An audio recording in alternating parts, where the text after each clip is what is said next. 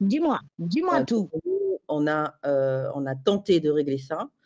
Ça faisait partie des revendications de 2017, avec les événements sociaux de 2017 qu'on va bientôt fêter le 28 mars 2024, les 7 ans, même pas, 17, 18, 19, 20, 21, 22, 23, 24, oui, les 7 ans.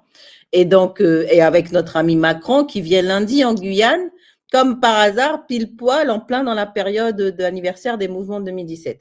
Comment on a réglé ça? Deux choses, deux points. Enfin, comment on a réglé ça? C'est pas réglé, bien sûr, puisque c'est un problème quand même de société et social important.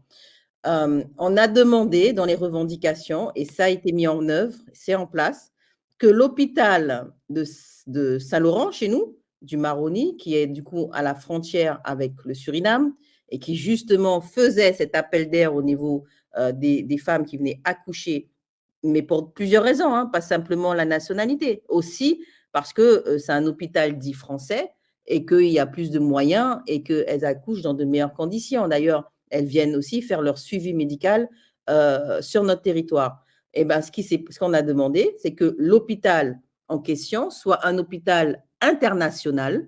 Le statut de l'hôpital a été modifié pour qu'il soit un statut international et que du coup, en fait, il n'y ait plus cette automaticité et que ça soit plus automatique entre tu as accouché sur le territoire et potentiellement, en plus, parce que c'est très dangereux pour les jeunes en question, parce que jusqu'à leurs 18 ans, ils sont entre deux, ils ont pas, ils sont comme un immigré sans papier en fait, enfin qui a une carte de séjour peut-être, mais derrière, ça dépend de qu'est-ce qu'ils vont faire comme procédure, mais ils sont jusqu'à leurs 18 ans dans cette espèce de gouffre où on ne peut pas les intégrer en tant que Guyanais ou Français comme on veut, mais on peut pas, et ils ne sont pas intégrés de l'autre côté non plus en tant que l'autre frontière. Donc nous, on a demandé à ce que le statut de l'hôpital soit passé en statut international pour éviter ce passage juridique où on vient chercher justement une nationalité. Là, c'est international, donc tu gardes, tu viens faire, si tu veux, tu viens pour les soins, mais tu ne bénéficies pas tu ne bénéficies pas automatiquement de cette nationalité.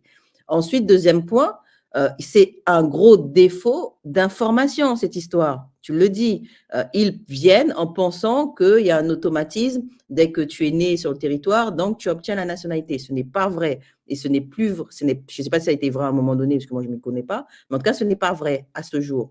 Donc, il y a une information et une mission d'information à mettre en place qui soit sur Mayotte, mais aussi qui aille, nous, on allait aussi sur l'autre territoire, et pour informer, pour parler, pour conscientiser et pour faire passer l'information. Et aussi aider, donner les moyens au niveau des hôpitaux pour qu'ils soient améliorés en termes de soins et de prise en charge sur le territoire voisin, hein, avec ça, c'est la France, donner les moyens pour que sur le territoire voisin, qu'il y ait une meilleure prise en charge des femmes enceintes et de leur accouchement pour qu'ils soient aussi de moins en moins tentés de venir accoucher sur notre territoire.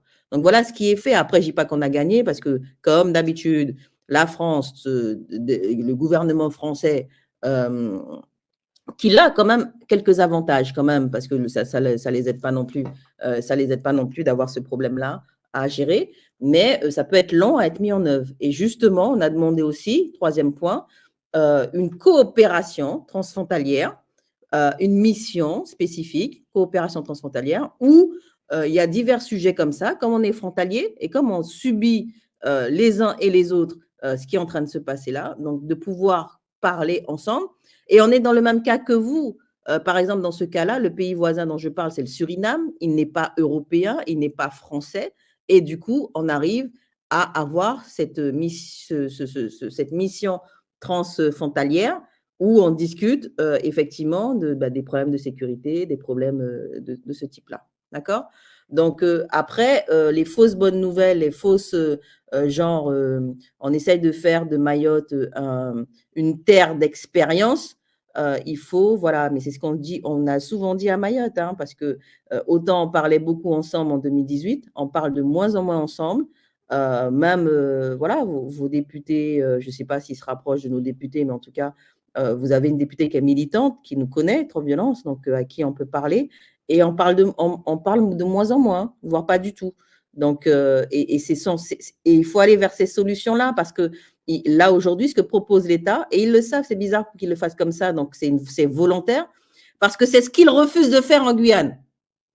Ce qu'ils font en Mayotte, c'est ce qu'ils refusent de faire en Guyane parce qu'ils savent très bien que ça fait appel d'air.